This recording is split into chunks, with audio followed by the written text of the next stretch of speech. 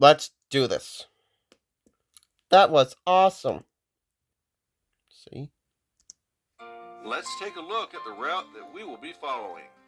Leaving downtown Cumberland, the railroad follows Wills Creek through the Cumberland Narrows, sharing the narrow canyon with the creek, US 40, and the Western Maryland Scenic Railroad. Past the Narrows, the railroad passes through the town of Ellerslie before crossing into Pennsylvania.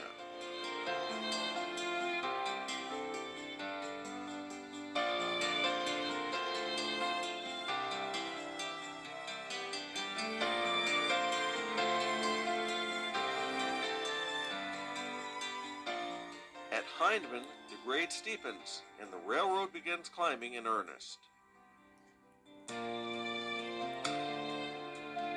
Brackens. At Fairhope, we'll stop to see a unique viewing platform which is great for train watching. Beyond Fairhope, the railroad passes through Falls Cut Tunnel, which provides good photo opportunities. It then goes through a short canyon as it passes through Foley. Continuing west, we pass through the small town of Glencoe, where the grade stiffens some more. Next, we head upgrade towards the big horseshoe curve at Mance.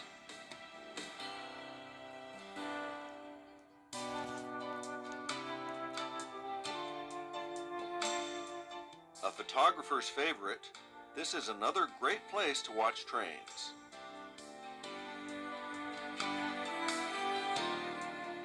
Past Mance, the line climbs by the crossovers at Manila.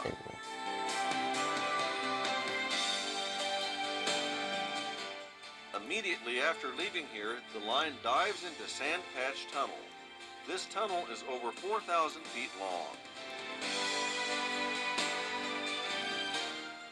Just beyond the tunnel is the summit of the Alleghenies at Sand Patch. We'll then follow the line down the west slope a few miles, crossing under the abandoned Western Maryland at Keystone. We'll see an old B&O bridge at a surprising place near Glade City.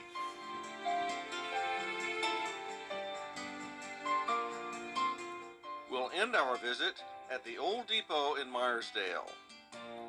The line over Sand Patch Grade is still a challenge for CSX. In the 33 miles between Cumberland and the summit at Sand Patch, the railroad goes from just over 600 feet in elevation to over 2,200 feet. CSX operates a variety of motive power over this route. Some of the locomotives we'll see include the C40-8W from General Electric, the ES40DC, as well as the ES40AH, both from GE, GE's AC44CW, EMD's SD40-2, rebuilt and now called a Dash 3, GE's AC6000CW, the SD70M from EMD, and Amtrak's P42 built by General Electric. During our visit, there was major track and tunnel construction going on, and the railroad was closed for about 8 hours every day for this work to proceed.